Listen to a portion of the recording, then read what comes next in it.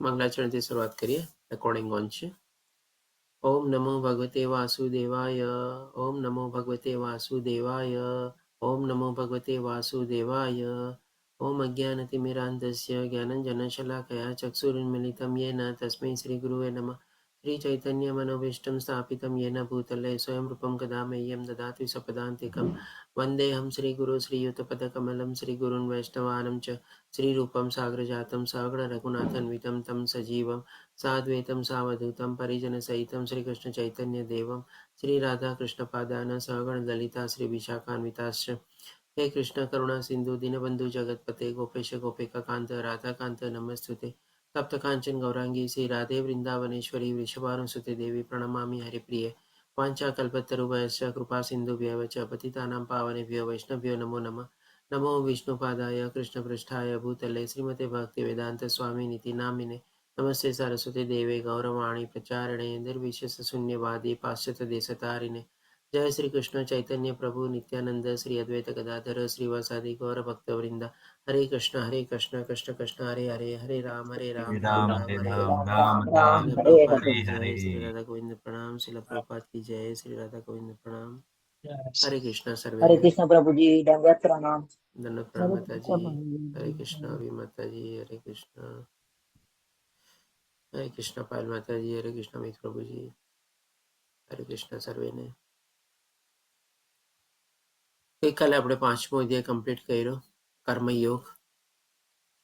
એના સંદર્ભમાં આપણે થોડું ઘણા જે બેઝિક કન્સેપ્ટ હતા બહુ સરસ રીતે આપણે ક્લિયર કર્યા કે ભાઈ કર્મ કેવી રીતે કરવું જોઈએ, કર્મના કેટલા પ્રકાર છે, કર્મ જો આપણે વિષ્ણુ પ્રીત્યર્થે કરીએ તો આપણને બંધન કરતા નથી થતા, અને જો આપણે ઇન્દ્રિય તૃપ્તિ માટે કરીએ તો એ કર્મ આપણને બંધન થઈ જાય છે. 5મા અધ્યાયમાં ભગવાન આપણને આ નિષ્કામ કર્મ અને સાથે સાથે ભગવાનને ભક્તિ જોડીને આપણે કેવી રીતે કૃષ્ણભય ભાવનાયુક્ત કર્મમાં દરેકે દરેક પરિસ્થિતિમાં, દરેકે દરેક સંજોગમાં, દરેક ક્ષણમાં આપણે પ્રવૃત્ત રહેવું જોઈએ. તો આપણને ભગવાન કહે છે કે સીધો મુક્તિ પંથે આપણે આગળ વધીએ છીએ.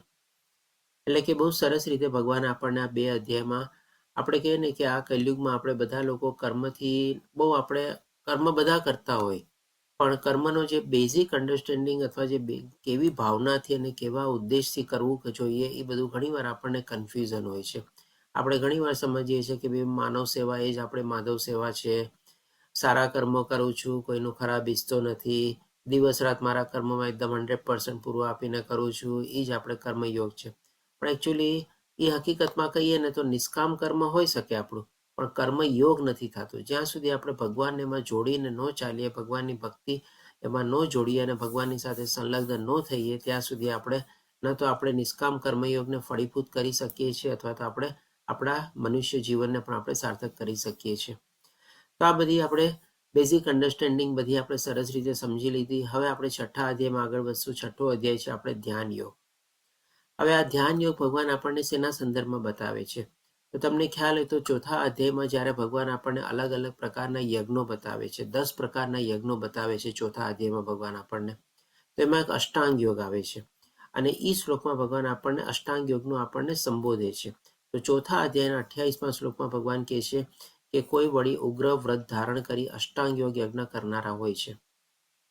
એટલે કે આપણને અહીંયા પરિભાષાના સંદર્ભમાં એટલું તો ખબર પડી જ જાય છે કે ભાઈ અષ્ટાંગ યોગ એટલે શું કે બહુ ઉગ્ર તપ કરવું, બહુ કઠોર સાધના કરવી, બહુ કઠિન તપસ્યા કરવી આપણે.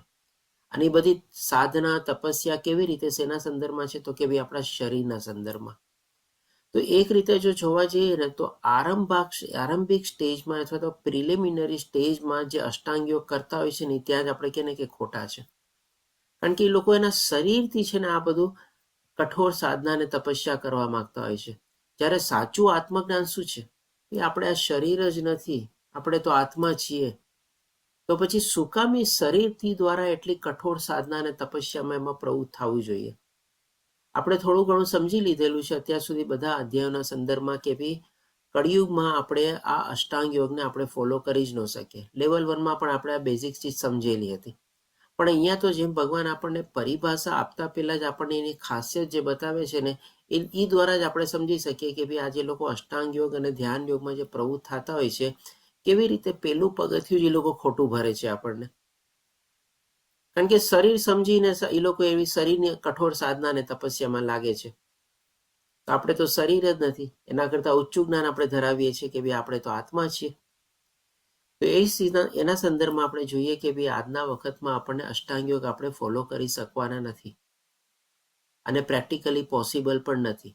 પણ આપણે આ છઠ્ઠો અધ્યાય સમજશું શેના સંદર્ભમાં કે ભાઈ આપણે સમજીએ છીએ કે ભાઈ કળિયુગમાં સૌથી સારામાં સારો યજ્ઞની પરિભાષા એટલે કે શું કે ભાઈ જપ યજ્ઞ કરવો.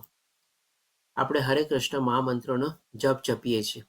આપણે અત્યારે લેવલ 2માં આગળ વધવા માટે આપણે એક નિયમ પણ લીધેલો હોય છે કે ભાઈ દિવસની એક માળા હરે કૃષ્ણ મહામંત્રની જપીશ.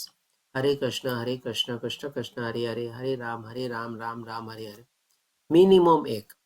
આપણામાંથી જેટલા પાર્ટિસિપન્ટ છે બધા હોઈ શકે કે ભાઈ એકથી તો વધારે, એકની સંખ્યા તો ઘણી પહેલા જ પાર કરી દીધેલી હશે.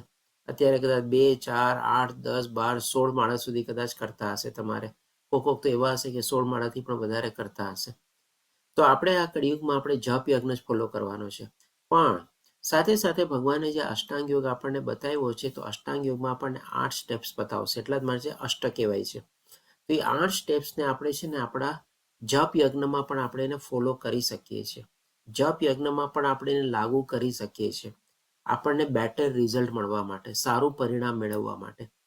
તો આપણે જ્યાં જ્યાં જે ભગવાન આપણને અષ્ટાંગ યોગ વર્ણવે છે આપણે એને સમજી લેશું અને કેવી રીતે અને કેટલા પ્રમાણમાં અને કેવી હદ સુધી આપણે આપણા જપ યજ્ઞમાં આપણે એને ઇમ્પ્લિમેન્ટ કરી શકીએ છીએ, લાગુ કરી શકીએ છીએ, એ આપણે કનેક્ટ કરતા જશું તમારે. તો સૌથી પહેલા તો આપણે આ છઠ્ઠો અધ્યાય છે, ટોટલ 47 શ્લોકનો છે. આપણે 6 વિભાગમાં એને વિભાજિત કરેલો છે. એમાંથી આજે આપણે 3 વિભાગ કમ્પ્લીટ કરી લેશું. ઘણા ખરા શ્લોક એટલે કે 32 શ્લોક આજે જ આપણે કવર કરી લેશું. એટલે કે અષ્ટાંગ યોગના જે 8 સ્ટેપ્સ છે ને આ 32 શ્લોકમાં આપણે આવી જશે. પછી અર્જુનનો જે પ્રશ્ન આવે છે એ બધું આપણે આવતીકાલથી કવર કરશું. એટલે બાકીના 15 શ્લોક આપણે આવતીકાલે કવર કરશું. ઇવન આપણે કહી શકીએ કે પહેલો શ્લોક પણ છે ને એમાં પણ એક રીતે આડકતરી રીતે અર્જુનનો પ્રશ્ન જ ઉદ્ભવે છે. તો પહેલા શ્લોકમાં પૂર્ણ પુરુષોત્તમ પરમેશ્વર બોલ્યા, જે મનુષ્ય પોતાના કર્મના ફળ પ્રતિ અનાસક્ત છે અને જે પોતાના કર્તવ્ય અનુસાર કર્મ કરે છે તે સંન્યાસી છે તથા તે સાચો યોગી પણ છે. ભગવાને 5મા અધ્યાયમાં પણ આપણને સંન્યાસીની પરિભાષા બતાવી દીધેલી હતી. એ જ પરિભાષાને અહીંયા ભગવાન આપણને ફરીથી બતાવે છે કે ભાઈ આપણે નિષ્કામ ભાવે કર્મ કરવાનું છે ને કર્મના ફળમાં આપણે આસક્તિ નથી રાખવાની. પણ બાય ડિફોલ્ટ આપણને ફળ તો મળવાનું જ છે. તો એ ફળ પણ ભગવાને શું કીધું, એનો તિરસ્કાર કર્યા વગર આપણે ભગવાનની કૃપા સમજીને આપણે એને સ્વીકારવાનું છે અને ભગવાનને અર્પિત અને સમર્પિત કરીને પછી આપણે એને પ્રસાદના રૂપે આપણે ભોગવવાનું છે આપણે.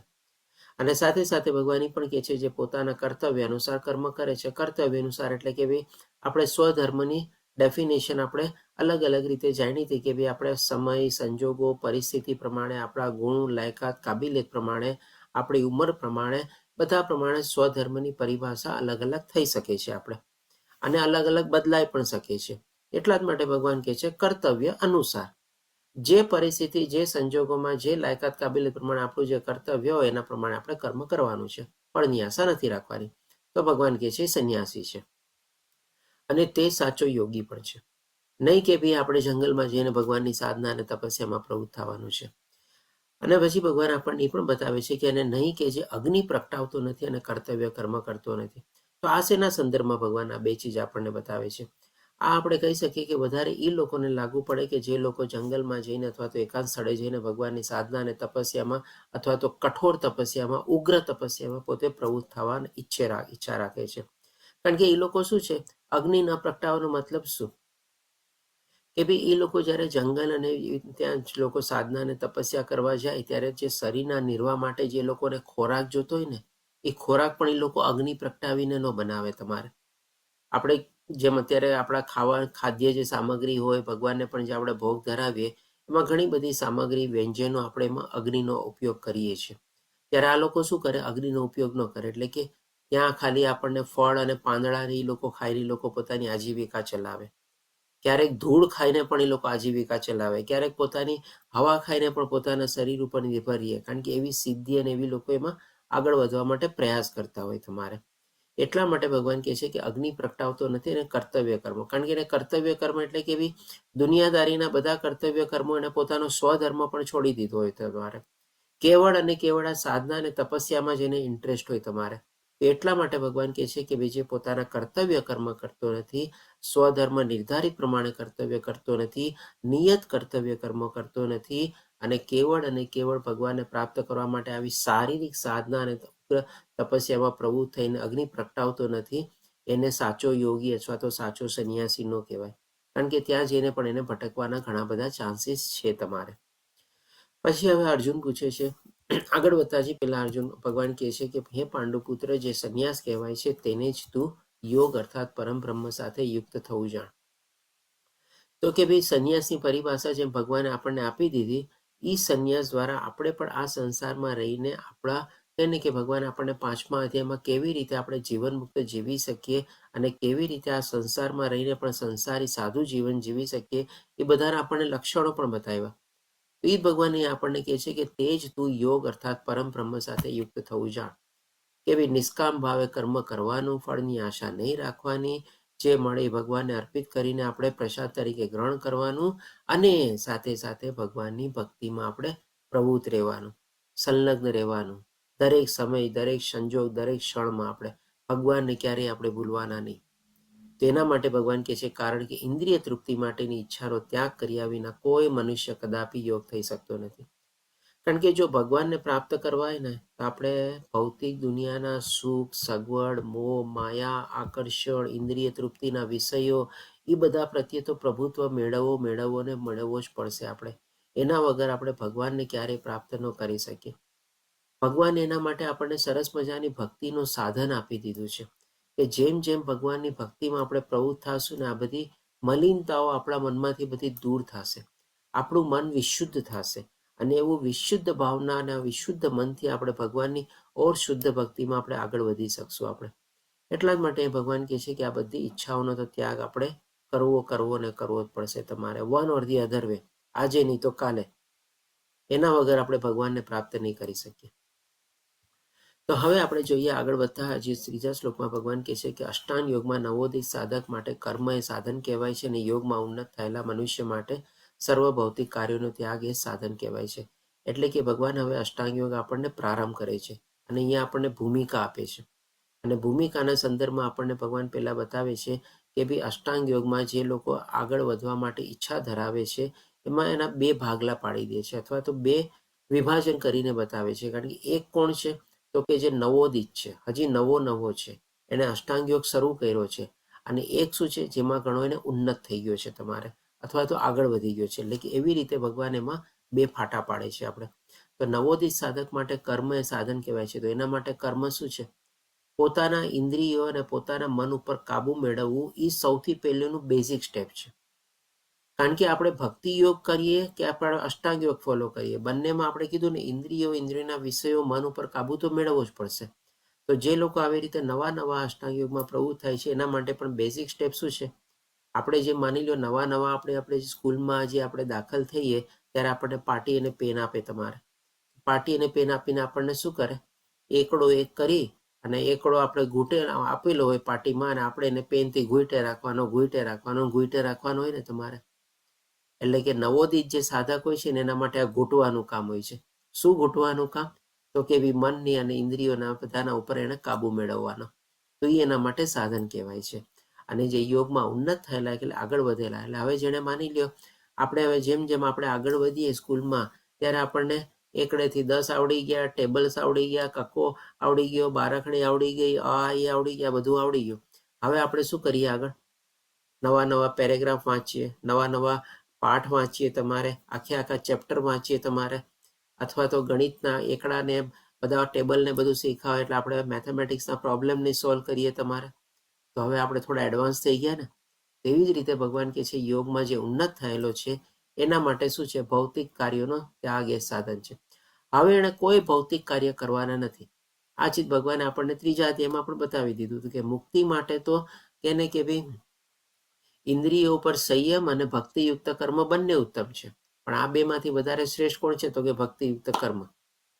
તો એ જ ભગવાન અહીંયા આપણને ફરીથી આપણને બતાવે છે કે ભાઈ જે વ્યક્તિએ આવી રીતે બધી સાધના અને તપસ્યાનો રસ્તો અપનાવ્યો છે, તમારે અષ્ટાંગ યોગનો રસ્તો અપનાવ્યો છે, તો હવે એને માટે કોઈ ભૌતિક કર્મ રહેતા નથી તમારે. એટલે કે એના માટે કર્તવ્ય કર્મ કરવા જેવું કંઈ રહેતું નથી આપણે. એ રીતે ભગવાન અહીંયા આપણને બતાવે છે. તો હવે પછી આપણે જ્યારે ચોથા શ્લોકમાં ભગવાન આપણને કહે છે કે જ્યારે મનુષ્ય સર્વ ભૌતિક કામનાઓનો ત્યાગ કરીને ન તો ઇન્દ્રિય તૃપ્તિ માટે કાર્ય કરે છે, એટલે કે પોતાના શરીરના નિર્વાહ માટે પણ કાર્ય નથી કરતો. કીધું ને, અગ્નિ પ્રગટાવતો નથી, હવા ખાઈને જીવે, પાણી પીને જીવે, પાંદડા ખાઈને જીવે, ફળ ફૂલ ખાઈને જીવે તમારે, બસ એટલા માટે ઇન્દ્રિય તૃપ્તિ માટે પણ કાર્ય કરતો નથી. અને ન તો સકામ કર્મોમાં તો હવે કોઈ પ્રવૃત્ત થવાનો કોઈ પ્રશ્ન જ રહેતો નથી, કારણ કે સંપૂર્ણ રીતે એને પોતાના ઇન્દ્રિય મન ઉપર કાબુ મેળવી લીધેલો છે, બધા ઇન્દ્રિય વિષયો પર કાબુ મેળવેલો છે. તો ત્યારે ભગવાન કહે છે એને યોગમાં ઉન્નત થયેલો કહેવાય છે, એટલે કે એડવાન્સ થયેલો. એટલે કે જે ભગવાને બે આપણને ફાટા પાડીને બતાવ્યું, જે લોકો એક હોય છે શરૂઆતમાં, એટલે કે નવા નિશાળિયા જેવા, અને એક હોય છે તમારે ઉન્નત અથવા તો એડવાન્સ થયેલા તમારે, અથવા તો આપણે એક કહી શકીએ કે હજી સ્કૂલ કોલેજમાં જાય છે ને એક ઓલરેડી ગ્રેજ્યુએટ થયેલો છે તમારે. હવે પછી આપણે અર્જુનનો પ્રશ્ન બી આવે છે તો 5મા શ્લોકમાં ભગવાન કહે છે કે મનુષ્ય પોતાના મનની સહાયતાથી પોતાનો ઉદ્ધાર કરવો જોઈએ અને પોતાનું પતન થવા દેવું ન જોઈએ, કારણ કે મન ઉપર કાબુ મેળવવું તો બહુ જ જરૂરી છે. હવે જો મન ઉપર આપણે કાબુ મેળવીએ તો જ આપણે આપણી મદદ કરી શકીએ છીએ, આપણે આત્માનું કલ્યાણ કરી શકીએ છીએ. અને જો મન ઉપર આપણે કાબુ ન મેળવીએ તો પછી આપણે પતન પામીએ છીએ. એટલે કે ભાઈ આર્થિક અથવા તો ભૌતિક ઈચ્છાઓમાં આપણે પ્રવૃત્ત થઈ જઈએ, કારણ કે પૈસા મેળવવા હોય એટલે આર્થિક થઈ જાય, અને ભૌતિક ઈચ્છાઓ પછી બીજી બધી લાગે છે, આને મળું, ઓલાને મળું, આ જાઓ તે કરું તમારે. તો એ દ્વારા બધા કર્મ તો આપણને બંધન કરતા થવાના જ છે ને. બંધન કરતા થાય એટલે કે આપણે મનુષ્ય જીવનને સાર્થક ન કર્યું, એટલે કે આપણે પતિત થયા, એટલે કે ફરીથી જન્મ મૃત્યુ જરા વ્યાધિમાં ગયા, અને કઈ યોની મળે આપણને ખબર નથી. એટલા માટે ભગવાન કહે છે આ મન બદ્ધ જીવનું મિત્ર પણ છે ને શત્રુ પણ છે. મન ઉપર કાબુ મેળવીએ તો આપણો મિત્ર, મન ઉપર કાબુ ન મેળવીએ તો આપણો શત્રુ તમારે. તો હવે 6ઠા શ્લોકમાં ભગવાન એ જ ચીજ આપણને બતાવે છે કે જેણે મન ઉપર વિજય મેળવ્યો છે તેને માટે મન એ સર્વશ્રેષ્ઠ મિત્ર છે, પણ જે આમ કરવામાં નિષ્ફળ નીવડ્યો છે તેને માટે મન એ સૌથી મોટો શત્રુ બની રહે છે. એટલે કે ને આપણે મનુષ્ય જીવન છે ને બે ધારી તલવાર છે. જો આપણે મન ઉપર કાબુ મેળવવામાં સફળ થયા તો એ જ તલવારથી આપણે ભૌતિક દુનિયાના બધા આકર્ષણો, મોહ માયાને બધાને આપણે કાપશું, કારણ કે જ્ઞાન રૂપી શસ્ત્ર આપણા હાથમાં આવી ગયું. એ જ તલવારને આપણે સારો ઉપયોગ કર્યો તમારે. પણ હવે જો આપણે ઇન્દ્રિય ઉપર કાબુ ન મેળવ્યો તો એ જ તલવાર આપણને કાપશે તમારે. આપણને કેવી રીતે કાપશે? કારણ કે આપણે તો ભૌતિક દુનિયાના બધા ઇન્દ્રિયોને સૂક્ષ્મ તૃપ્તિમાં પડી ગયા છે તમારે. એટલે કે આપણા મનુષ્ય જીવનના લક્ષ્યની તમારે આગળ જ વધવા નહીં દે અને પતિત કરશે તમારે. એટલે કે એ જ આપણી તલવાર આપણા માટે શત્રુ બની ગઈ તમારે, એને આપણને જ કાપ્યું તમારે. એ તલવાર આપણને કોઈ કામમાં ન આવી. એટલા માટે આપણે મનુષ્ય જીવનના કહે ને કે બે ધારી તલવાર જેવું છે. જો સીધી રીતે ચલાવીએ આપણે તો ભૌતિક દુનિયાના બંધનોને આપણે કાપી શકીએ, અને જો સીધી આડી રીતે ચલાવીએ, ઉલટી ચલાવીએ તમારે, તો એ આપણને જ કાપે તમારે. મને જરા 1 મિનિટ.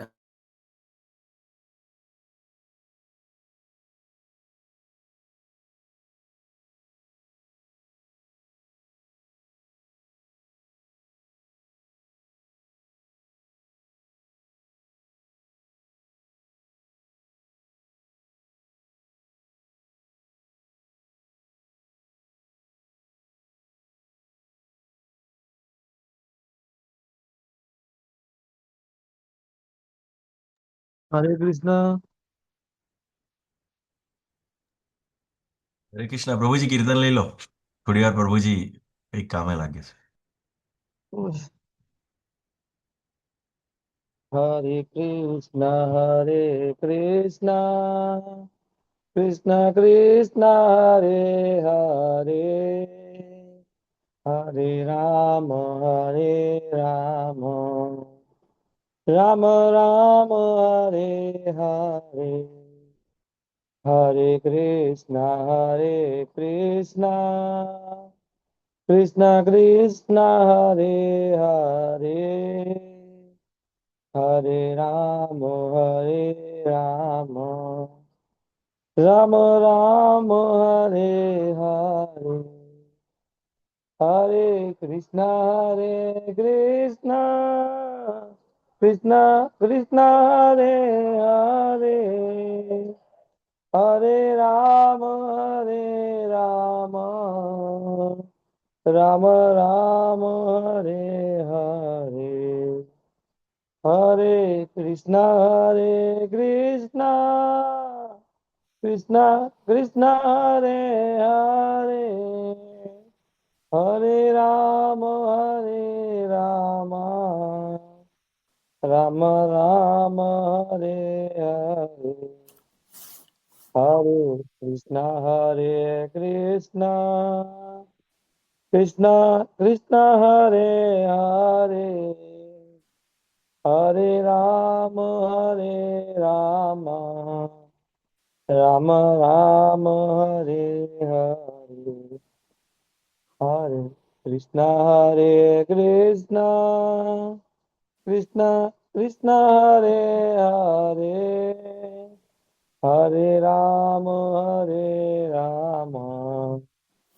રામ રામ હરે હરે હરે હરે કૃષ્ણ પ્રભુજી. કૃષ્ણ પ્રભુ હરે કૃષ્ણ. ધન્યવાદ કૃષ્ણકુમાર પ્રભુજી. તો 7મા શ્લોકમાં ભગવાન કહે છે કે જેણે મનને જીત્યું છે તેને માટે પરમાત્મા પ્રાપ્ત થયેલા જ છે. એટલું સરસ રીતે એકદમ ભગવાને આપણને બતાવી દીધું. જો આપણે મન ઉપર કાબુ મેળવી લઈએ, મન ઉપર સંયમ મેળવી લઈએ, મનમાંથી ઉદ્ભવતી બધી ઈચ્છાઓ ઉપર આપણે પૂરેપૂરો કાબુ મેળવી લઈએ, પ્રભુત્વ મેળવી લઈએ, એટલે કે કહીને આપણે જો આપણા મનના માલિક બની જઈએ, ભગવાન કહે છે પરમાત્મા પ્રાપ્ત થયેલા જ છે. છેટા નથી ભગવાન આપણાથી. પણ જો આપણે મનના નોકર બનેલા હોઈએ, મન આપણું માલિક બનેલું હોય તમારે, તો આપણું એને કે ભાઈ કઈ રીતે કોઈ રીતે કલ્યાણ થવાના કોઈ પ્રશ્ન કે પોસિબિલિટી જ નથી, આપણે જરાય ચાન્સીસ નથી. અને એટલા માટે ભગવાન કહે છે કારણ કે તેણે શાંતિ પ્રાપ્ત કરેલી જ છે. આવા પુરુષ માટે સુખ દુઃખ, ઠંડી ગરમી, માન અપમાન એક સમાન જ હોય છે. એટલે કે બધા દ્વંદ્વોથી પોતે પર થઈ ગયો છે તમારે, કારણ કે આ બધા ભૌતિક દ્વંદ્વો છે. પછી ભગવાન હવે 8મા શ્લોકમાં આપણને બતાવે છે કે મનુષ્ય જ્યારે મેળવેલા જ્ઞાન તથા સાક્ષાત્કાર દ્વારા પૂરેપૂરો સંતુષ્ટ થઈ જાય છે. મેળવેલું જ્ઞાન એટલે આત્મજ્ઞાન, આધ્યાત્મિક જ્ઞાન. અને એ જ્ઞાન દ્વારા જ્યારે ભગવાનની ભક્તિમાં પ્રવૃત્ત થાય છે, ભગવાનની સાથે સંલગ્ન થાય છે, ભગવાનની સાથે હંમેશા જોડાયેલો રહે છે તમારે, તો એ જ એનો સાક્ષાત્કાર છે. આપણે ત્યારે પૂરેપૂરો સંતુષ્ટ થઈ જાય છે ત્યારે તે આત્મ સાક્ષાત્કારમાં સ્થાપિત થયેલો તથા યોગી કહેવાય છે. આવો મનુષ્ય અધ્યાત્મમાં સ્થિત તથા જીતેન્દ્રિય હોય છે. તે સર્વ વસ્તુઓને એક સમાન દ્રષ્ટિએ જુએ છે, એટલે કે બધામાં એક જ આત્માને જુએ છે અને બધું ભગવાન દ્વારા જ છે અને ભગવાનનું જ છે એવી જ્ઞાન કેળવી લે છે. પછી તે કાંકરા હોય, પથ્થર હોય કે સુવર્ણ હોય તમારે. આ જ ચીજ આપણે જ્યારે ભગવાન 12મો અધ્યાય લેશું ને આપણે ભક્તિ યોગ, એમાં ભક્તના લક્ષણમાં સંદર્ભમાં પણ એક આપણને આ કમ્પેરિઝન આવે છે કે માટીના પથરા, ઢેફા અને સુવર્ણ, સોનું બધાની એક જ સમજે છે. કારણ કે અલ્ટિમેટલી તો બધું એમાં શેમાંથી આવેલું છે? ભગવાનની શક્તિમાંથી જ ઉદ્ભવેલું છે ને. માટી આપણને જમીનમાંથી મળે છે અને સોનું એ આપણને જમીનમાંથી જ મળે છે, સોનાની ખાણમાંથી. અને જમીન કોની છે? તો કે ભાઈ ભગવાનની છે. એટલે ભાઈ એટલી ઉચ્ચતર જ્ઞાન એણે પ્રાપ્ત કરેલું હોય છે. એટલે કે બધું ભગવાન અને ભગવાનની શક્તિના સંદર્ભમાં જ જોવે છે. પછી 9મા શ્લોકમાં ભગવાન આપણને કહે છે કે જ્યારે મનુષ્ય સાચા શુભેચ્છકોને, પ્રિય મિત્રોને, તટસ્થ લોકોને, મધ્યસ્થી કરનારાઓને, દ્વેષીજનોને, શત્રુઓ તથા મિત્રોને, પાપી તથા પુણ્યાત્માઓને સમાન ભાવે જુએ છે, ત્યારે તેને હજી વધારે ઉન્નત થયેલો માનવામાં આવે છે. આ ચિત્તમાં છે ને આપણે બહુ સરસ રીતે અહીંયા સમજવાનું છે. આપણે લોકો આ ભૌતિક દુનિયામાં આપણા ઘણા બધા રિલેટિવ હોય, ઘણા બધા પ્લીઝ બધાને કહેજો બેકગ્રાઉન્ડમાં. આપણા ઘણા બધા સગા સંબંધીઓ હોય, આપણા ઘણા બધા ઓળખીતા પાળખીતા હોય, ઘણા બધા સાથે આપણે કંઈક ને કંઈક વ્યવહારિક સંબંધ હોય, કોઈકની સાથે આર્થિક સંબંધ હોય, કોઈકની સાથે કંઈક દોસ્તી યારીનો ભાઈચારાનો સંબંધ હોય, કોઈકની સાથે કંઈક આપણે ગુરુ કે શિષ્ય જેવો કંઈક સંબંધ હોય. ઘણા બધા સંબંધો હોય તમારે. કૃષ્ણ કૃપાલી પ્રભુજી આપને મ્યુટ કરું છું. શોભના માતાજી પ્રભુજી બંધ કર્યું હોય. ના, કૃષ્ણ કૃપાલી પ્રભુજીનું ઓન હતું. ઓકે. આવા છે ને ઘણા બધા સંબંધો આપણા હોય. કોઈક સંબંધો આપણને સારા અનુભવ થયેલા હોય, કોઈક સંબંધમાં આપણને ખરાબ અનુભવ હોય, કોઈક સંબંધમાં આપણને કે મન ખાટા થઈ ગયા હોય, આપણે કોઈક સંબંધમાં આપણને કડવા અનુભવના કારણે આપણા વેર બુદ્ધિ આવી ગઈ હોય તમારે. કોઈક સંબંધોમાં એવી કંઈ ખાટું મોડું પડ્યું હોય તો આપણને દ્વેષ ભાવના પણ જાગે. અને ક્યારેક આપણા નજીકના બી હોય છે, ક્યારેક દૂરના પણ હોય છે. તો અહીંયા જે ભગવાન આપણને સાચી રીતે જે આપણને કહેવા માંગે છે ને, આવા બધા સંબંધો છે ને આમાં આવી જાય છે. હવે આવા બધા સંબંધોને ખાલી આપણે આત્મજ્ઞાન કેળવવું એટલે ભગવાને આપણને એક એક્ઝામ્પલ આપ્યો હતો કે ભાઈ ગાય, હાથી, કૂતરા બધામાં જોવે છે એક સમાન એકત્વ અને એક સમાન દ્રષ્ટિ જોવે છે. ત્યારે આપણે શું સમજ્યા હતા કે ભાઈ બાહ્ય શરીરને નથી જોતો પણ આત્માને જોવે છે. પણ ખાલી આપણા મનુષ્યના સંદર્ભમાં પણ જુઓ તો મનુષ્યમાં આ બધા જે આવા સંબંધો હોય છે, તમે શું આપણે બધા સંબંધોમાં બધા એક સાથે આપણે વર્તીએ છીએ. તમારે આપણને કોઈકની સાથે સ્વાર્થ હોય, કોઈકની સાથે મતલબ હોય, આપણે કેટલા મીઠા ઓલાથી શબ્દોથી એની હારે વાત કરતા હોઈએ છીએ. તમારે અને કોકની સાથે આપણને જરાક આડું પડ્યું હોય કે જરાક કંઈક એવો ખરાબ અનુભવ થઈ ગયો હોય, આપણે કેવા એને એવોઇડ કરીએ છીએ અથવા તો વાંકા મોઢે આપણે વાત કરીએ છીએ. તમારે even આપણી આંખમાં પણ કેવી પ્રકારની એના પ્રત્યે જોવાની દ્રષ્ટિ હોય છે. એક જાતની વેર ભાવના હોય, એક જાતની ઈર્ષા ભાવના હોય. તમે જોજો, આજે એક વ્યક્તિની સામે તમે બે વ્યક્તિને ઊભા રાખી દો. હવે એક વ્યક્તિ જે છે તમારે એની સામે એક વ્યક્તિ એવો છે કે જેને બહુ પ્રેમ કરે છે, બહુ ચાહે છે તમારે, અને એક વ્યક્તિ જે છે એના માટે એને માની લો કોઈ વેર ભાવના કે દ્વેષ ભાવના છે તમારે. હવે આ એક વ્યક્તિ જે છે માની લો કોઈ કાંઈ બોલતો કરતો નહીં હશે, ચૂપચાપ હશે, પણ એની સામે જ્યારે એલો પહેલો વ્યક્તિ આવશે ને, જસ્ટ ખાલી એના તમારા ફેશિયલ એક્સપ્રેશન તમે જોજો, ઓટોમેટિકલી હોઠ ઉપર સ્માઇલ આવી જશે, આંખ જરાક આમ પોળી થઈ જશે, તમારે મોઢું જરા ફૂલી જશે તમારે, કારણ કે બહુ ખુશ થશે ને હા જો આ વ્યક્તિ સાથે મારે બહુ કેટલું સારું બને છે ને બધું. તમારે હવે વ્યક્તિને થોડી દૂર કરો. તમારે હવે ઓલા જે બીજા વ્યક્તિને તમે એની સામે લાવો તમારે, કે જેની સાથે એને કંઈક ખાટું પડ્યું છે કે કંઈક સંબંધો કડવા છે કે કંઈક વેર ભાવના છે કે કંઈક દ્વેષ ભાવના છે. તરત શું છે, આંખ એવી થઈ જશે ને કે તમને પોતાને જોઈને ડર લાગશે. તમારે ઓલું જે મોઢા ઉપર સ્માઇલ હતું ઓટોમેટિકલી ગાયબ થઈ જશે, અને ચહેરો એકદમ આમ લાકડા જેવો થઈ જાય. આપણે એમ કહીએ ને તો ઓલો પેલો આમ કેવો ફૂલતો હોય ચહેરો તમારે, ને આવી વ્યક્તિ જોઈને તમારે લાકડા જેવો ચહેરો થાય. શું તમે હજી ઓલો વ્યક્તિ કઈ બોલ્યો જ નથી તમારે, પેલી જે વ્યક્તિ છે, પણ જેના બધાના ફેશિયલ એક્સપ્રેશન તમે ખાલી જુઓ, જેની સામે આવા બે અલગ અલગ વ્યક્તિને લાવ્યા તમારે, તો એમાં જ કેટલો ફરક પડી ગયો તમારે. આ બધું શું આપણને સૂચવે છે કે ભાઈ આપણે હજી એટલા ઈ જ્ઞાનમાં ઉન્નત નથી થયા. આપણે હજી સુધી ઈ લેવલ એચીવ કરવાનું આપણે બાકી છે. તમારે પણ જ્યારે આવી રીતે આ બધા જે વ્યક્તિઓ હોય, જે આપણા કે ને કે મનુષ્ય જન્મ, આ બધા આપણા સંબંધો છે, તમારે કાંઈ પણ હોય તમારે આપણે એકદમ ન્યુટ્રલ ભાવના રહીએ, અથવા તો આપણે કહીએ ને કે આપણે ઉદાસીન રહેવાનું છે, એકદમ ન્યુટ્રલ રહેવાનું. કોઈ આવે બહુ ખુશી થાય, બહુ લાગણી થાય આપણને તો, કે આપણા ઉપર કોઈ એક્સપ્રેશન આવે કે કાંઈ આવે અને આપણને કોઈક એવા કડવા અનુભવ કંઈક થાય તોય આપણને કંઈ ફરક જ ન પડે. એક બીજા શબ્દોમાં જો સાદા વાળા શબ્દોમાં કહે ને તો એક રીતે આપણે જડ બની જવાનું છે.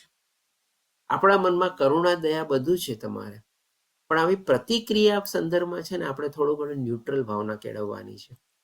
કારણ કે ઘણીવાર શું છે, આવા ફેશિયલ એક્સપ્રેશનથી પણ આપણને ખબર પડી જાય કે એ માણસ કેટલો ઉન્નત છે, એ માણસ કેવો છે. તમારે ઘણા લોકો પારખી જાય આપણને. તમારે એટલે કે કાં તો તમે આજે ભગવાન શ્રી કૃષ્ણ, એના મોઢા ઉપર શું છે, હંમેશા સ્માઇલ રહેતું. તમારે કાં તો તમે ન્યુટ્રલ ભાવના રહ્યો, કે તમે ઉદાસીન બનો, થોડા ઘણા જડ બનો, અથવા કાં તો તમે ભગવાનની જેમ જો એવું સ્માઇલ કેરી કરી શકતા હો તમારે, તો નથિંગ લાઈક દેટ. તમારે ખુશ ખુશ જ રહ્યો. તમારે હંમેશા તમારા હોઠ થોડાક આમ ખુલેલા રહ્યા હોય ને, અર્ધ ઓલા દાંત દેખાતા હોય, એકદમ સ્માઇલ રહે. તમારા ગાલ થોડાક આમ કોમળતા હોય ને ફૂલેલા જેવા લાગે. તમારે બસ કપાળની તમારી ઓલી નસો બધી આમ ચડેલી ન હોય. તમારે ગુસ્સો હોય ત્યારે કેવી બધી આમ બધી ચડી જાય. તમારે આ બધા ફેશિયલ એક્સપ્રેશન્સ પણ જો આપણે ન્યુટ્રલ ભાવે રાખી શકીએ ને, તો પણ આપણે કહી શકીએ કે બહુ સારી રીતે આપણે જેમ ભગવાને કહે છે ને કે હજી વધારે ઉન્નત થયેલા માનવામાં આવે છે.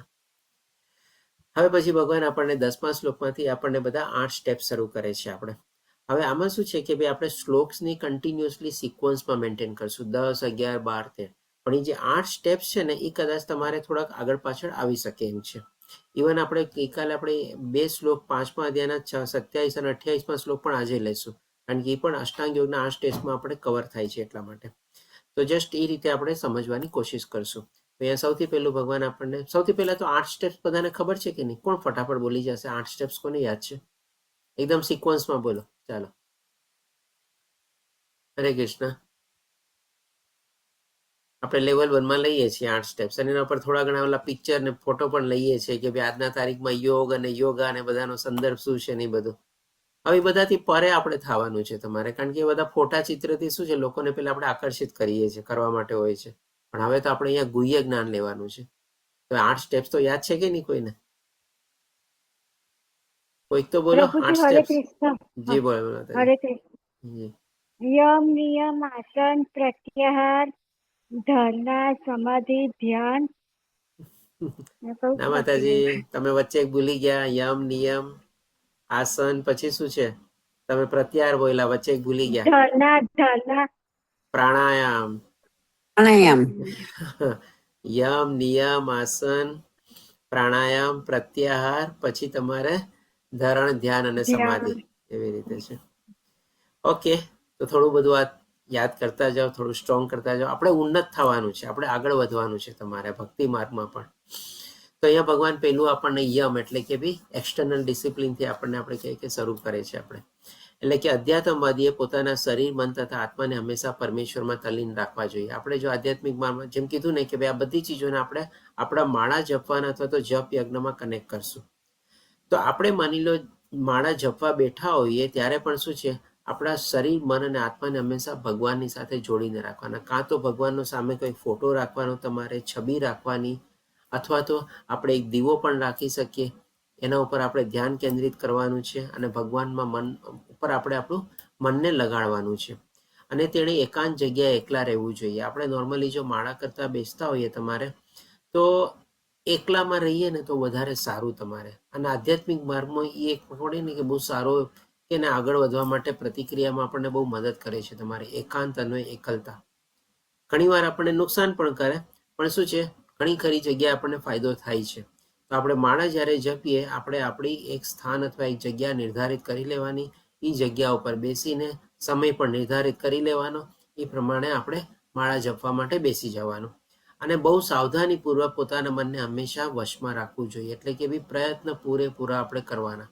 માળા કરતી વખતે કન્ટિન્યુઅસલી આપણે ભગવાનની સામે જોઈએ, ભગવાનનું સ્મરણ કરીએ, યાદ કરીએ અને મન ભગવાનમાં લગાડીએ. અને તે કામનાઓથી તથા સંગ્રહ વૃત્તિથી રહિત હોવો જોઈએ. એટલે કે ભાઈ ભૌતિક દુનિયાની બધી ઈચ્છાઓ અને સંગ્રહ વૃત્તિ, એટલે કે કાંઈ ભેગું કરીને સ્વામિત્વ ભાવ એવો આપણે કેળવવાનું નથી. આપણે મનને ભગવાનમાં લગાડવાની પૂરેપૂરી આપણે કોશિશ કરવાની છે. પછી આ ભગવાન આપણને 11મા શ્લોકમાં બતાવે છે, 11 અને 12મા શ્લોકમાં આપણને આસનના સંદર્ભમાં બતાવે છે. તો આને પણ આપણે આપણા જપ યજ્ઞની સાથે કનેક્ટ કરવાની પૂરેપૂરી કોશિશ કરીએ. કારણ કે આ બધે જે સ્ટેપ્સ અહીંયા ભગવાને બતાવેલી છે અષ્ટાંગ યોગ માટે છે. પણ અષ્ટાંગ યોગ આપણે હવે અત્યારે પૂરેપૂરો એને ભૂલી જ જવાનો છે આપણે. પણ આજના સંદર્ભમાં, કળિયુગમાં, યજ્ઞના સંદર્ભમાં જપ યજ્ઞની સાથે આપણે નહીં જોડીએ તો પણ આપણને ફાયદો ઘણો બધો થઈ શકે છે. યોગાભ્યાસ કરવા માટે મનુષ્ય એકાંત સ્થાનમાં જઈને ભૂમિ પર કુશ્ય ઘાસ પાથરવું અને પછી તેને મૃગ ચર્મથી ઢાંકી ઉપર સુવાળું વસ્ત્ર પાથરવું. એટલે કે શું છે, આપણે જમીન ઉપર બેસીને છે ને નોર્મલી જપમાળા કરવાનું થોડું એવોઇડ કરવું જોઈએ. કાં તો એક સરસ મજાની ગરમ ચાદર અથવા તો એવી રજાઈ કે શોલ કે એવું પાથરીને આપણે બેસવું જોઈએ તમારે. ગરમી જો બહુ વધારે હોય તો આપણે કેવું સિલ્કનું અથવા તો એવું કંઈક મખમલનું, વેલ્વેટનું પણ કપડું લઈને આપણે આસનના રૂપમાં આપણે બેસી શકીએ. આ શું કામે? તો કે ભાઈ જમીન શું છે, આપણને બહુ ઠંડી હોય અને એમાં જો માર્બલ ફ્લોરિંગ હોય તો આપણને જરાક ઠંડી લાગે. એટલે કે ઉપર જો કપડું પાથરેલું હોય તો એક આપણને નીચેથી ઉર્જા આવે, તમારે ગરમી આવે, તમારે ગરમાહટ આવે તમારે. આપણે જેમ અત્યારે ગાડીમાં પણ બેઠા હોઈએ, તમે ખ્યાલ હોય તો હવે તો અત્યારે ગરમી આવશે એટલે ગાડીમાં પણ આપણે એસી ઓન કરીએ છીએ. પણ અમારે અહીંયા શું છે, ઠંડી હોય તમારે, હજી પણ ઠંડી છે તમારે. આજે પણ -10 ડિગ્રી જેવું ટેમ્પરેચર હતું સવારના પોરમાં. ત્યારે આપણે ગાડીમાં બેસીએ ને તો ગાડીમાં પણ હવે હીટર હોય છે તમારે. આપણી સીટમાં નીચેથી આસ્તે આસ્તે છે ને આપણને ગરમાશ આપે તમારે. તો આસન રાખવાનો મતલબ શું છે, આપણને નીચેથી એક હીટ આપે, ગરમી આપે આપણને. પછી આસન બહુ ઊંચું કે બહુ નીચું ન હોવું જોઈએ. બહુ ઊંચું હોય ને તો થોડોક આપણો અહંકાર ભાવ વધે અને બહુ નીચું હોય ને તો થોડું આપણને બેસવામાં અગવડ પડે. એટલે કે શું છે, માણસે પોતાની હાઈટ પ્રમાણે, પોતાના પગની લંબાઈ પ્રમાણે, જે પ્રમાણે પલોઠી વાળે એ પ્રમાણે એને પોતાનું આસન ડિસાઇડ કરી લેવાનું, જે પ્રમાણે એને સગવડ પડે એ રીતે તમારે. અને પછી યોગીએ તેની ઉપર સુસ્થિર થઈને બેસવું છે. સુસ્થિર એટલે કે શું, એકદમ ટટ્ટાર બેસવાનું છે. આપણે ઘણીવાર જો માળા કરતા હોઈએ ને ત્યારે આપણે હાથમાં એ માળા હોય તમારે, આપણે માળામાં આમ જપતા હોઈએ પણ આમ છે ને હાલક ડોલક કરતા હોઈએ તમારે, હલન ડોલન કરતા, માથું પણ આમાં હરે કૃષ્ણ હરે કૃષ્ણ, કૃષ્ણ કૃષ્ણ હરે હરે, હરે રામ હરે રામ, એમ બધું થતું હોય તમારે. તો એકચ્યુઅલી છે ને આ ન હોવું જોઈએ. જોવા જઈએ ને તો તમારે એક ટટ્ટાર બેસીને આપણે ભગવાન ઉપર ધ્યાન સ્થિર કરીને આપણે હરે કૃષ્ણ કૃષ્ણ કૃષ્ણ હરે હરે, હરે રામ રામ રામ હરે હરે, આવી રીતે છે ને આપણે માળા જપવાની કોશિશ કરવી જોઈએ તમારે. તો શું છે, આપણે એકાગ્રતા રહીએ, કોન્સન્ટ્રેશન રહીએ, ફોકસ રહીએ. તમારે આપણે આપણું શરીર જ હલનડોલન થતું હોય, માથું હલનડોલન થતું હોય, આંખના ડોળા, અરે ઓલું જોતો ત્યાં સીટી વાગે છે, ત્યાં ઓલું કુકરનું આમ છે, ત્યાં આમ થાય છે, ત્યાં ઓલું આમ કર્યું. એટલે આપણે એક હાથમાં માળા તો જપતા હોઈએ, મોઢાથી મંત્ર બોલતા હોઈએ, શરીર ઢોલતું ડોલતું હોય, માથું હલતું ડોલતું હોય, આંખો બી આમ તેમ જાતી હોય, અને પાછું હવે બાકી આપણે વધારો શું કરીએ એમાં, ડાબા હાથથી ઓલા લોકોને બધાને આપણે ઈશારો કરીએ, આમ જા આમ જા આમ જા આમ જા આમ જા, જાણે આપણે રસ્તામાં ઓલા હવાલદાર નો હોઈએ. તમારે એક હાથમાં સ્ટોપ સિગ્નલ અને બીજી બાજુની ગાડીને આમ જાવ જાવ કરે ને, એવી રીતે પણ આપણે ઘણીવાર માળા કરતા હોઈએ. તો that is also not proper, તમારે આપણે કહી શકીએ ને. પછી ભગવાન કહે છે કે પછી યોગી સુસ્થિર થઈને બેસવું જોઈએ અને મન, ઇન્દ્રિયો તથા કાર્યોને વશમાં. અહીંયા જો મન, ઇન્દ્રિયોના કાર્યો એટલે કે ભાઈ ડાબા હાથે કાર્ય કરવાનું, આંખે ત્યાં આમ બધે જોવાનું, શરીરને હલન ડોલન કરવાનું, અને માથાને પણ એક આપણા હલન ડોલન કરવાનું, એ બધા પણ તો કાર્ય થઈ ગયા ને. કારણ કે જો કર્મ શું છે, આપણે કે મન એક કર્મ કરવાનું છે, ત્યારે આપણે માળા જપીએ છીએ. અહીંયા પણ જો પાછો આપણે સ્વધર્મને યાદ કરીએ, માળા જ્યારે જપીએ છીએ, આપણે જપ યજ્ઞ કરીએ છીએ, ત્યારે આપણો સ્વધર્મ શું છે, જેમ ભગવાન આપણને કીધું ને, આપણું 100% તન, મન, બુદ્ધિ બધું એમાં આપવાનું છે. એટલે કે ત્યારે આપણો નિયત કર્તવ્ય, ત્યારે આપણો સ્વધર્મ શું થઈ જાય છે, ભગવાનમાં મન લગાડીને આપણે જપ કરવાનો અથવા તો માળા જપવાની. પણ આપણે નિયત કર્તવ્ય કર્મ પણ આપણે બરાબર નથી કરતા. તમારે 100% આપણું નથી આપતા તમારે, તો પછી જપનો, એ માળાનો પણ આપણને શું ફાયદો તમારે. અને મનને એક બિંદુ પર સ્થિર કરીને કીધું ને કે ભાઈ આમ ટટ્ટાર બેસીને કન્ટિન્યુઅસલી આંખ આપણે ભગવાનના સામે સ્મરણ ચિંતનમાં લગાડીને હોવી જોઈએ. જો ફોટો અને દીવો જે કાંઈ પણ હોય, અથવા તો માની લે આંખ બંધ હોય, તો મનમાં પણ આપણે ભગવાનનું સ્મરણ કરવાનું છે. અને હૃદયને શુદ્ધ કરવા માટે યોગાભ્યાસ કરવો જોઈએ. ખાલી ગણતરી માટે આપણે માળા નથી કરવાની. માળાનો મતલબ છે આપણા મનને શુદ્ધ કરવાનો, આપણી ઇન્દ્રિયોને આપણે બધાને કાબુ મેળવવાનો, મન ઉપર કાબુ મેળવવાનો. ખાલી બસ આટલી સંખ્યાની માળા કરવી છે, ફટાફટ ફટાફટ, ચાલો આ ટાઈમ કરી લીધું, આમ કરી લીધું, બધું થઈ ગયું, તમારે વાર્તા પૂરી, ચાલો સાધના ચાર્ટ ભરી દીધો, કામ પૂરું, બસ ચાલો આજનું તો પૈતું, હવે કાલનું હવે કાલે જોશું. શું પર્પઝ મળ્યો, શું ફાળ મળ્યો તમને, શું ફાયદો થયો, મને કે નથી થવાનું કાંઈ બધું આવી રીતે. તમારે એને કે ભાઈ આપણે ક્વોન્ટિટી બહુ જરૂરી નથી, બહુ પ્રાધાન્ય નથી, બહુ મહત્વ નથી, ક્વોલિટી બહુ જરૂરી છે.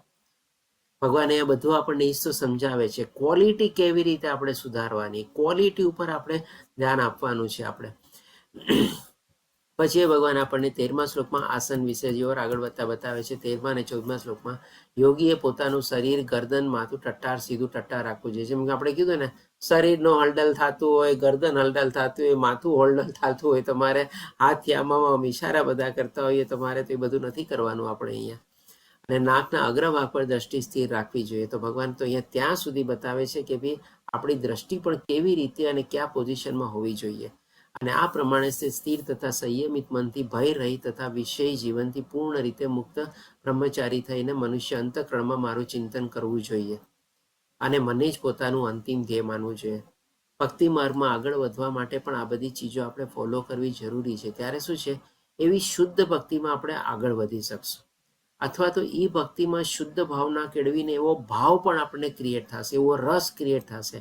5 પ્રકારના જે રસ ભગવાન આપણને બતાવે છે, જ્યારે તમે લેવલ 3 માં આવશો, ત્યારે ભક્તિ રસાવર સિંધુને બધું લેશો.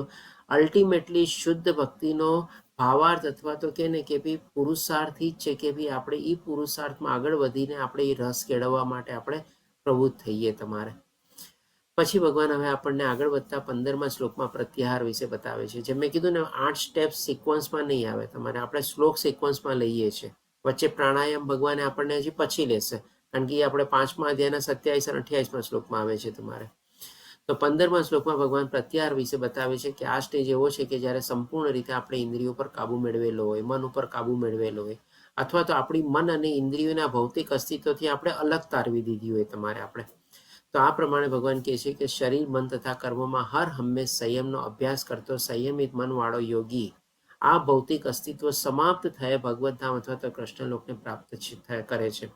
એટલે કે આ સ્ટેજ એવું છે આપણે કે ત્યારે આપણે કહી શકીએ કે સંપૂર્ણ રીતે આપણે ભગવાનની સાથે સંલગ્ન થઈ ગયા છે. અને આ સ્ટેજમાં આપણે કહી શકીએ કે ભાઈ આપણને આત્મ સાક્ષાત્કાર થાય છે. આપણે કહી શકીએ ને કે ભાઈ ખાલી જો અષ્ટાંગ યોગ વાળા લોકોને ભગવાન પ્રાપ્તિ, પરમાત્માની પ્રાપ્તિ અને અષ્ટાંગ યોગ જેટલું ત્યારે થતું હશે તો થશે, પણ આ જપ યજ્ઞ કરીને પણ જો આપણે આ પ્રત્યાહાર લેવલ સુધી આપણે પહોંચી ગયા આપણે, તો આ લેવલમાં, આ ભક્તિ માર્ગમાં પણ આપણને છે ને ભગવાનનો સાક્ષાત્કાર અનુભવ થાય છે. આ સ્ટેજ એવું છે, પ્રત્યાહાર લેવલ, જો લેવલ ઉપર પહોંચી ગયા આપણે, તો આપણે પણ ભગવાનની આપણી અંદર અનુભૂતિ કરી શકીએ છીએ. ભગવાનને આપણને સાક્ષાત્કાર મહેસૂસ થાય છે કે ના, ભગવાન મારી સાથે અને હું ભગવાનની સાથે કેવી રીતે જોડાયેલો છું. તમારે આ ક્યારે આવે છે? યમ, નિયમ, આસન, પ્રાણાયામ અને પછી પ્રત્યાહાર. પ્રત્યાહાર એવો લેવલ છે તમારે, જે આપણે કહી શકીએ ને એકદમ મિડ પોઈન્ટ જેવો છે. તમારે અહીંયાથી એક તરફ તમે આગળ વધો, ધરણ, ધ્યાન અને સમાધિ તરફ, અષ્ટાંગ યોગ તરફ લઈ જાય, અને પ્રત્યાહાર એક લેવલ છે કે તમારે એમાંથી જો તમે ભક્તિ માર્ગમાં આગળ વધ્યા તો તમને એ રસ કેળવવામાં મદદ કરશે. તમારે એ જે 5 પ્રકારના રસ છે ને, એટલે કે આને આપણે મિડ પોઈન્ટ તરીકે લઈ શકીએ આપણે. અને આ પ્રત્યાહાર લેવલ સુધી જો આપણે આપણી માળા અથવા જપ યજ્ઞને પહોંચાડી દીધી તમારે, અને આ લેવલ આપણે એચીવ કરી લીધું, તો સમજી લેવાનું કે હવે તમે રસ તરફ આગળ વધી રહ્યા છે. માધુર્ય રસ કે દાસ્ય રસ કે સાંખ્ય રસ કે જે રસ તમારે કેળવવો હોય, જેમાં તમારી અનુભૂતિ થાય, એ પણ ભગવાનની કૃપાથી તમારે. તો આ રસ જે આપણને કેળવવાની છે ને, એ આ લેવલથી આપણે પ્રત્યાહાર લેવલથી શરૂ થાય છે આપણે. કારણ કે આ લેવલમાં આપણે સંપૂર્ણ રીતે પોતાની જાતને ભૌતિક દુનિયાથી અળગી કરી લીધી હોય છે. આપણે ભગવાનમાં વિલીન થઈ ગયા છે, ભગવાનમાં આપણે એકાકાર થઈ ગયા છે, ભગવાનનો આત્મ સાક્ષાત્કાર થઈ ગયો છે. અને હવે ભગવાન આપણને રસ આપે છે તમારે, જે શુદ્ધ ભક્તિનો જે રસ કેળવવાનો છે આપણે. હવે પછી ભગવાન આપણને આગળ વધતા નિયમ બતાવે છે. નિયમ એટલે કે ભાઈ ઇન્ટરનલ ડિસિપ્લિન. યમ એટલે એક્સટર્નલ ડિસિપ્લિન, અને નિયમ એટલે આપણે ઇન્ટરનલ ડિસિપ્લિન સંદર્ભમાં આપણે લઈએ છીએ. તો આ શું છે? આપણે બીજું સ્ટેપ છે આપણે અષ્ટાંગ યોગમાં. પહેલું યમ, બીજું નિયમ. તો આના સંદર્ભમાં ભગવાન કહે છે કે જે મનુષ્ય અતિશય આહાર લે છે તથા બિલકુલ આહાર લેતો નથી, અતિશય ઊંઘે છે કે પૂરી ઊંઘ લેતો નથી, તેને માટે યોગી થવાની શક્યતા નથી. એટલે કે ભાઈ આપણે ઇન્ટરનલ ડિસિપ્લિન શું પાળવવાની છે? તો કે ભાઈ બહુ વધારે સુવા કરવાનું નથી, અથવા તો બહુ વધારે ખાવા પીવાનું પણ નથી. એના ઉપર પણ આપણે કાબુ મેળવવાનો છે આપણે. અને જો આ 2 ચીજ ઉપર આપણે કાબુ મેળવી લીધેલો ને, તો પણ આપણને છે ને ભક્તિ માર્ગમાં અષ્ટાંગ યોગ ફોલો કરવામાં, અથવા તો આપણે કહી શકીએ કે ભાઈ જે શુદ્ધ ભક્તિમાં આપણને આગળ વધવામાં પણ ઘણી બધી મદદ થઈ શકે છે. કારણ કે જો વધારે ખાશું ને, તો આપણે જપ નહીં યજ્ઞ કરી શકીએ. ઓછું ખાધેલું હશે તોય આપણને વાંધો આવશે. તમારે ખાલી પેટે પણ ભગવાનની પૂજા અને ભક્તિ અને સેવા ન થઈ શકે. એના માટે પણ આપણે પેટને થોડું ઘણું ભરેલું રાખવું જ પડે. આપણે સૂઈ જઈએ તો પણ આપણે ભગવાનના સેવા જાપના સવારના પરમાં મંગળા આરતીમાં ભાગ ન લઈ શકીએ તમારે, જો વહેલા ન ઉઠીએ તો તમારે. અને વહેલા ઉઠવા માટે આપણે વહેલું સૂવું પડે તમારે, સમય પ્રમાણે સૂવું પડે તમારે. અને વહેલા સૂવા માટે આપણે જો ઓછું ખાધેલું હોય, થોડુંક આપણું 80-20 ફોલો કરીએ આપણે રૂલ ખાવા માટે, કે ભાઈ 80% જ આપણે પેટ ભરવાનું, 20% હંમેશા ખાલી રાખવાનું, તો જ આપણને થોડી ઘણી ઊંઘ આવી શકે તમારે. પૂરેપૂરું તમે ભરચક ખાઈને તમે સુવાની કોશિશ કરો, નીંદર નહીં આવે. પણ થોડુંક પેટ ખાલી હશે ને, તો નીંદર જલ્દી આવી જશે. તો એ જ ભગવાને આપણને કહે છે કે ભાઈ ઊંઘ અને ખાવા ઉપર આપણે કાબુ રાખવાનો છે. હવે ભગવાન આપણને 17મા શ્લોકમાં બતાવે છે નિયમના સંદર્ભમાં, એટલે કે એક્સટર્નલ ડિસિપ્લિનમાં આપણને ઓર આગળ વધતા, કે જે મનુષ્ય આહાર, વિહાર, નિંદ્રા તથા કાર્ય કરવાની આદતોમાં નિયમિત રહે છે. એટલે કે અહીંયા ભગવાન એક આપણને શેડ્યુલ બનાવવાનું કહે છે. આ બધી ચીજમાં આપણને જો ખાવાની પણ જરૂર છે, નિંદરની પણ જરૂર છે, ફરવા કરવાની પણ જરૂર છે, અને કાર્ય કરવાની, એટલે કે આપણું જે રોજિંદુ 8 કલાકની ડ્યુટીને બધું છે એ પણ આપણે કરવાની જરૂર છે. પણ આ બધામાં ભગવાન શું કહે છે? આ બધું કરવાનું છે, પણ આ બધા આદતોમાં નિયમિત રહે છે. એટલે કે એક શેડ્યુલ સરસ મજાનું ફોલો કરે. સવારના ઉઠેથી લઈને રાતના સુવે ત્યાં સુધીનું આખું એક ફિક્સ્ડ એનું પ્રોપર શેડ્યુલ બનેલું હોય તમારે. શેડ્યુલમાં થોડુંક આગળ પાછળ થાય, ડેઈલી થાય, બધું ચીજ આપણા મરજી પ્રમાણે નથી થવાનું, પણ મેક્સિમમ આપણે કહી શકીએ નહીં, એ શેડ્યુલને જો આપણે કે આપણે ફોલો કરતા રહીએ ને, તો એક સમય એવો આવશે કે કન્ટિન્યુઅસલી આપણી એક હેબિટ બની જશે. અને એ રીતે આપણે આગળ વધશું ને આપણને, તો કે હેબિટ આપણી કેરેક્ટર બનશે તમારે. અને કેરેક્ટર પ્રમાણે જ આપણું કે ભાઈ આપણા વિચારો આવે છે, અને વિચારો પ્રમાણે જ આપણે એવા કાર્યો કરીએ છીએ, એવું બોલીએ છીએ, એવી બુદ્ધિ આપણી પ્રગટ થાય છે બધું તમારે. તો એ ભગવાન કહે છે કે એક નિયમિત રહેવું જોઈએ, અને તે યોગાભ્યાસ દ્વારા સર્વ ભૌતિક દુઃખોને નષ્ટ કરી શકે છે. એટલે કે ભાઈ આમાં પણ ભગવાને આપણને શું કહે છે? અહીંયા યોગાભ્યાસનો મતલબ શું? અહીંયા આપણે ઓલા યોગા ને બધું ફરીથી નથી લેવાનું. ફરીથી તમે એને કનેક્ટ કરી લેજો. એ બધા પિક્ચર જે પેલા લેવલમાં તમે બધા જોયા હતા, ઊંધે માથે જમીનમાં છે અને તમારે કંઈક ને કંઈક ચેર યોગા અને આ યોગા અને પ્રેગ્નન્સી યોગા અને ઓફિસ યોગા અને બધા, એ બધા યોગા નથી, એનો યોગાભ્યાસ નથી. પણ અહીંયા યોગાભ્યાસ એટલે એ જ તમારે સીધું બેસી ટટ્ટાર બેસી આંખો ભગવાનમાં લગાડી આપણે જપ કરવાનો છે. એ જ આપણો યોગાભ્યાસ છે. અને એ જ યોગાભ્યાસ કરતા કરતા આપણે પ્રત્યાહાર લેવલ સુધી આપણે પહોંચવાનું છે. સંપૂર્ણ રીતે આપણે મન અને ઇન્દ્રિયો પર કાબુ મેળવવાનો છે. એ આપણો યોગાભ્યાસ છે. અને એ યોગાભ્યાસ જ્યારે કરશું ત્યારે આપણે ઓટોમેટિકલી આપણે ભૌતિક દુનિયાથી આપણે પોતાને અલગ તારવી દીધા. તો પછી ભૌતિક દુનિયાના દુઃખો આપણે લેવાના ક્યાં છે તમારે? પછી તો એની સાથે કંઈ લેવા દેવા જ નથી આપણે બધા દ્વંદ્વોની બધાથી. હવે અહીંયા ભગવાન આપણને ધરણ વિશે બતાવે છે. એટલે કે 18મા શ્લોકમાં કહે છે કે જ્યારે યોગી યોગાભ્યાસ દ્વારા પોતાના માનસિક કાર્યને સંયમિત કરી લે છે, પૂરેપૂરો મન ઉપર કાબુ મેળવી લીધેલો છે, ઇન્દ્રિયોને ઇન્દ્રિયના વિષયો પર કાબુ મેળવી લીધેલો છે અને અધ્યાસમાં સ્થિત થઈ જાય છે. એટલે કે ભગવાનની સાથે સંલગ્ન થઈ જાય છે. ઓલરેડી પ્રત્યાહાર લેવલમાં પહોંચી ગયો છે અને ભગવાનનો આત્મ સાક્ષાત્કાર કરી લીધો છે. ત્યારે ભગવાન કહે છે કે અર્થાત સર્વ ભૌતિક ઈચ્છાઓથી રહિત થઈ જાય છે. ત્યારે તે યોગમાં સુસ્થિર થયેલો કહેવાય છે. હવે આ કેવો સુસ્થિર ને બધું થયેલું છે એના સંદર્ભમાં ભગવાન આપણને એક સરસ મજાની દીવા સાથેની કમ્પેરિઝન પણ આપે છે. એની પહેલા આપણે પ્રત્યાહારના પહેલા આપણે પ્રાણાયામ કરીને જે છે એ સ્ટેપ્સ પણ લઈ લઈએ આપણે. એટલે કે જે 5મા અધ્યાયના 27-28મા શ્લોકમાં જે આપણે ગઈકાલે કીધું હતું કે આપણે આવતીકાલે લેશું, એ અહીંયા ભગવાન બતાવે છે. તો એ કહે છે સર્વ બાહ્ય ઇન્દ્રિય વિષયોને બહાર કરીને દ્રષ્ટિને બે ભ્રમરોની વચ્ચે કેન્દ્રિત કરીને, એટલે કે જેમ ભગવાને કીધું ને નાકના અગ્રભાગ ઉપર આપણે કેન્દ્રિત કરવાની, એટલે આંખના બંને ડોળાને આપણે વચ્ચે લાવીને આંખના અગ્રભાગ ઉપર આપણે કેન્દ્રિત કરવાની કોશિશ કરવાની છે. જો આંખ બંધ કરીને આપણે માળા જપતા હોઈએ તો, અને જો આંખ ખોલીને જપતા હોઈએ તો ભગવાનની સામે ફોટો, છબી અથવા દીવો કાંઈ પણ રાખીને આપણે એના ઉપર ધ્યાન કેન્દ્રિત કરી શકીએ છીએ. શ્વાસ તથા ઉશ્વાસને નસકોરાની અંદર રોકીને અને એ રીતે મન, બુદ્ધિ તથા ઇન્દ્રિયોને વશમાં રાખીને મોક્ષ પ્રતિ લક્ષ્ય રાખનાર યોગી ઈચ્છા, ભય તથા ક્રોધથી રહિત થઈ જાય છે.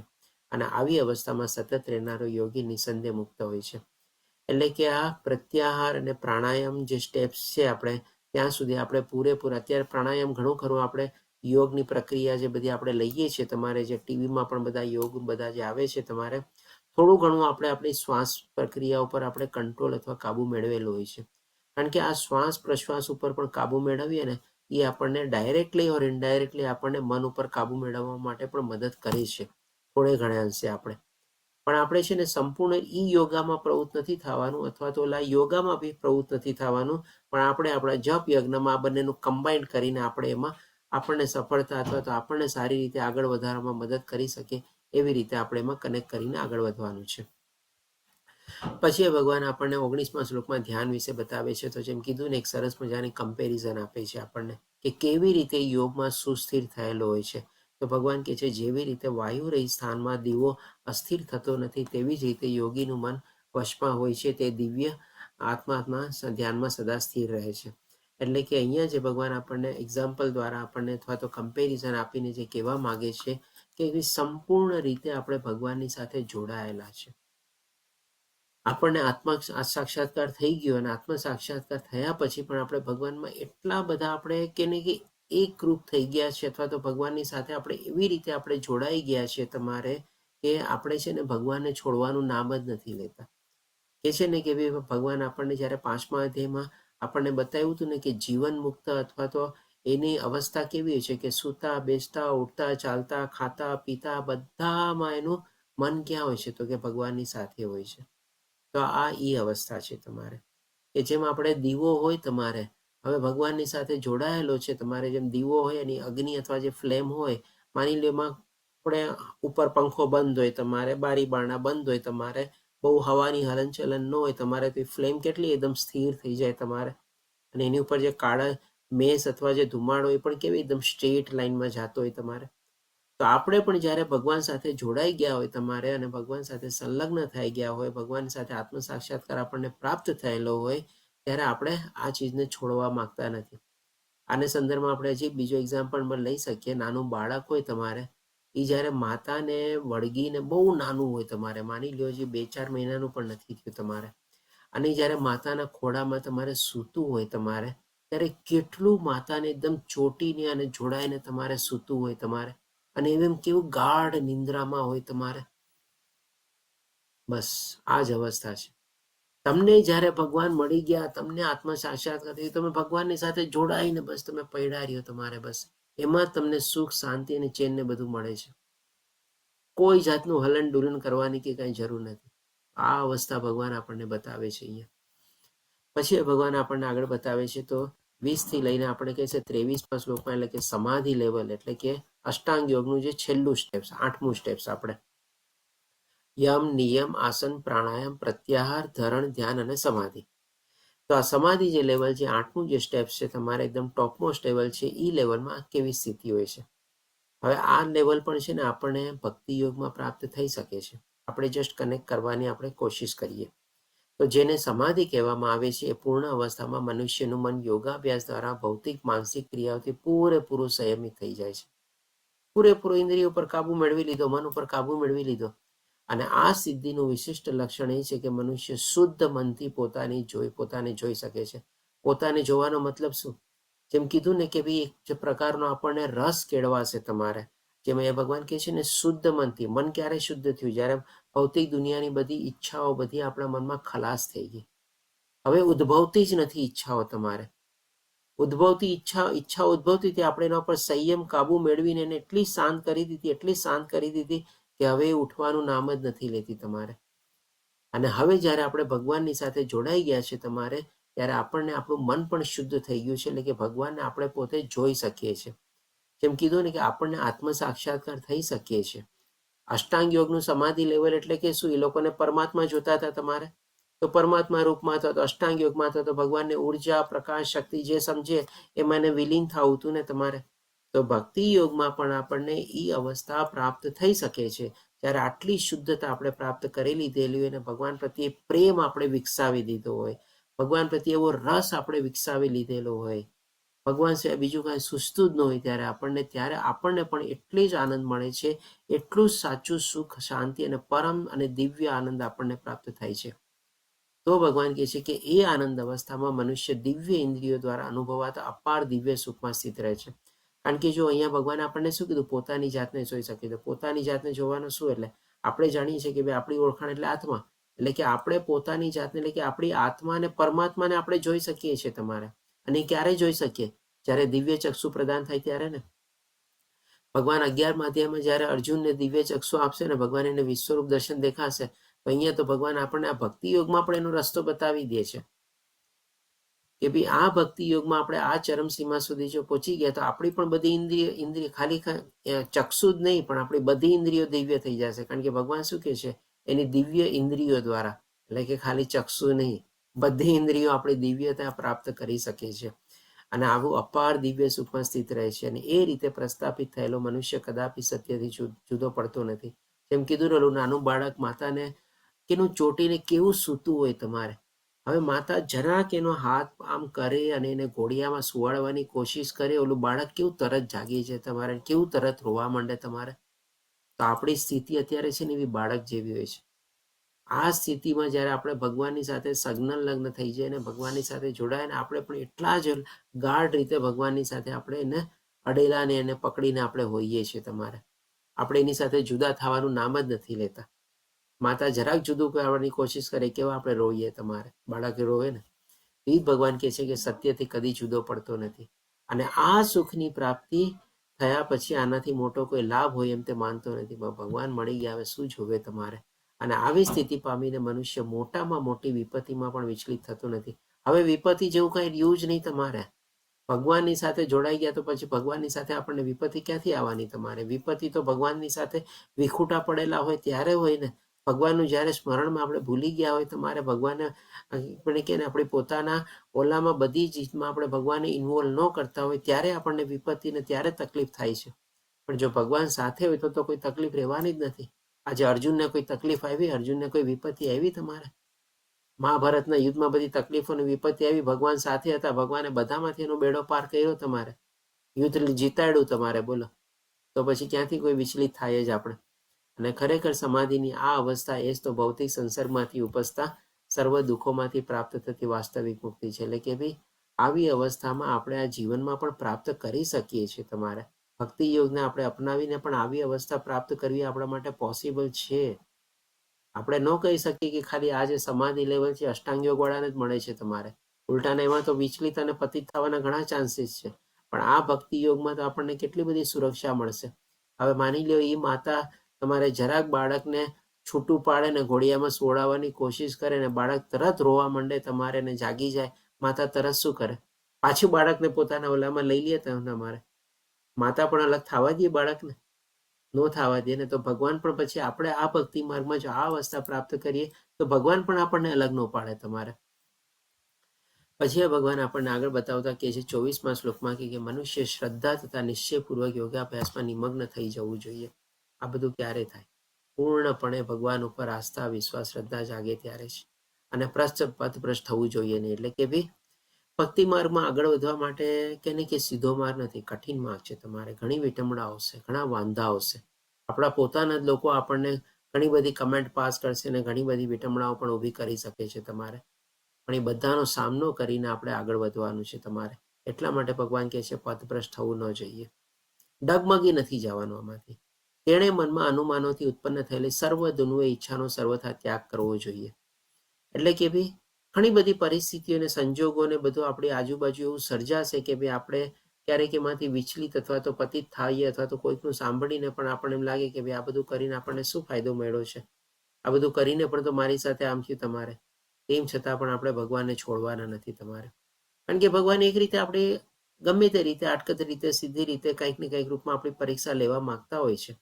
ભગવાન બધાને ભક્તિ નથી પ્રદાન કરતા તમારે. એટલા માટે ભગવાન કહે છે કે આ બધી ઈચ્છાઓનો ત્યાગ કરવો જોઈએ અને એ રીતે મન દ્વારા ઇન્દ્રિયોને બધી બાજુથી સંયમિત કરવી જોઈએ. આપણે કહીએ ને કે 100% આપણી ઇન્દ્રિયોને આપણે પ્રોટેક્શનમાં આપણે રાખવાની છે. આપણે એને ભટકવા નથી દેવાની. કારણ કે જરાક ભટકવા દેશું, જરાક લપસી જશે તો પછી આ માયા તો છે જ તમારે. હવે પછી ભગવાન આપણને 25મા શ્લોકમાં કહે છે કે ધીરે ધીરે, આ બધું એક સાથે નહીં થાય, આસ્તે આસ્તે, સ્લોલી, ગ્રેજ્યુઅલી, ધીરે ધીરે, ક્રમશ, પૂર્ણ વિશ્વાસપૂર્વક બુદ્ધિ દ્વારા મનુષ્ય સમાધિમાં સ્થિત થવું જોઈએ અને એ રીતે મનને આત્મામાં સ્થિર કરીને અન્ય કશાયનું ચિંતન કરવું જોઈએ નહીં.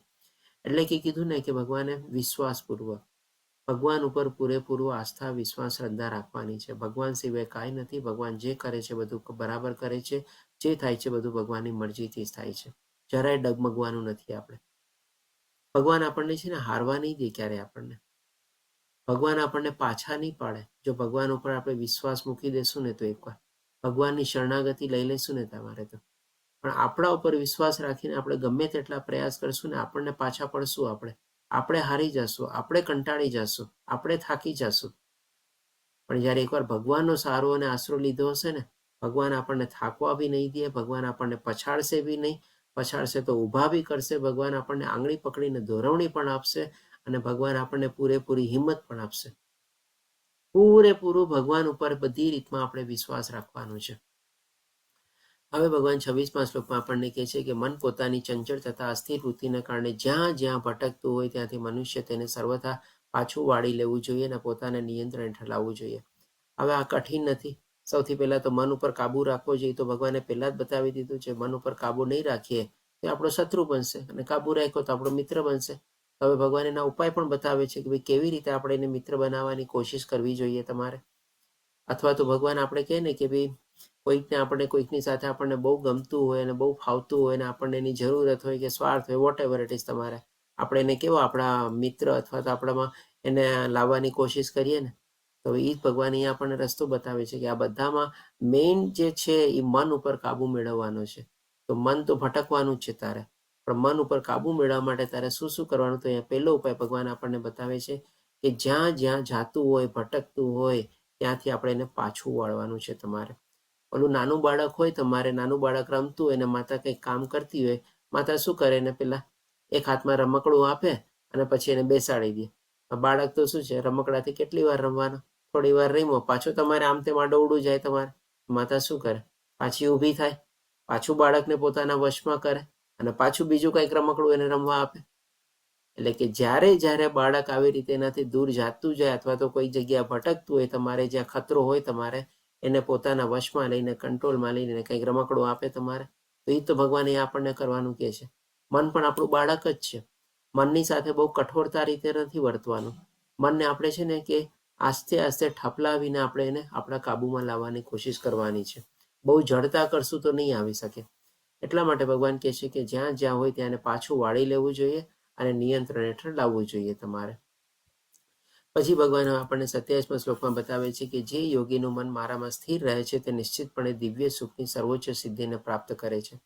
ભગવાનમાં ધ્યાન ધરેલું હશે, ભગવાનમાં આપણે સ્થિર કરેલું હશે મન, તો ભગવાન આપણી સામું જોશે જ. ભગવાન આપણને એકલા ક્યારેય નહીં રાખે. તે રજોગુણથી પર થઈ જાય છે, પરમેશ્વર સાથેની પોતાની ગુણાત્મક એકતાનો સાક્ષાત્કાર કરે છે. જો ભગવાન પોતે અહીંયા આપણને કહે છે ભગવાનના જેવા ગુણાત્મક એકતાનો એટલે શું? ભગવાન ગુણાતીત છે. એટલે આપણે પણ એક ગુણાતીત અવસ્થા પ્રાપ્ત કરી શકીએ છીએ અને એ રીતે ભૂતકાળના પોતાના સર્વ કર્મના ફળથી મુક્ત થઈ જાય છે. અહીંયા ભગવાન આપણને બહુ સરસ મજાનો ફાયદો બતાવે છે. જો આપણે ક્યાં ક્યાં કર્મો કર્યા હશે, ખરાબ કર્મો કર્યા હશે, બધા કર્મોમાંથી આપણે ક્યાં ક્યાં હજી સજા ભોગવવાની હશે આપણને ખબર નથી તમારે. પણ આ મનુષ્ય જીવનમાં જો આપણે આ લેવલ પ્રાપ્ત કરી લીધું તો અહીંયા ભગવાન આપણને કહે છે આપણા બધા ભૂતકાળના જે બધા કર્મો હશે બાળીને ભસ્મ થઈ જશે તમારે. અને બધા ભૂતકાળના કર્મોમાંથી જે ભોગવવાનું હશે એમાંથી પણ ભગવાન આપણને રાહત આપશે, આપણને છૂટ આપશે તમારે કે જા તને છૂટ આપી, તારા બધા માફ, તારા ગુના માફ, તારે બધું તને એમાંથી છૂટતા રહે. બોલ, આ કેટલો મોટો બેનિફિટ છે તમે વિચારો. અહીંયા આનાથી મોટો બેનિફિટ આપણને શું જોવે તમારે? આપણા ભૂતકાળના કર્મોમાંથી આપણને જો મુક્તિ આપતા હોય ભગવાન. પછી ભગવાન આપણને 28મા શ્લોકમાં કહે છે આ પ્રમાણે યોગાભ્યાસમાં હંમેશા પરોવાયેલો રહીને આત્મસંયમી યોગી સર્વ ભૌતિક મલિનતાઓથી રહિત થઈ જાય છે અને ભગવાનની દિવ્ય પ્રેમભરી સેવામાં પરમ સુખની સર્વોચ્ચ અવસ્થા પામે છે.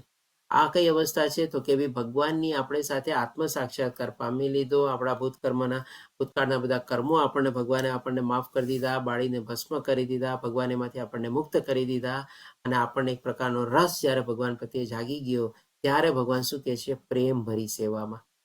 ત્યારે એ જે ભગવાનની ત્યારે આપણે જે સેવા કરતા હશું ને અને એ અવસ્થામાં જ્યારે આપણે ભગવાનની જે ભક્તિ કરતા હશું ને બહુ જ શુદ્ધ ભક્તિ હશે તમારે.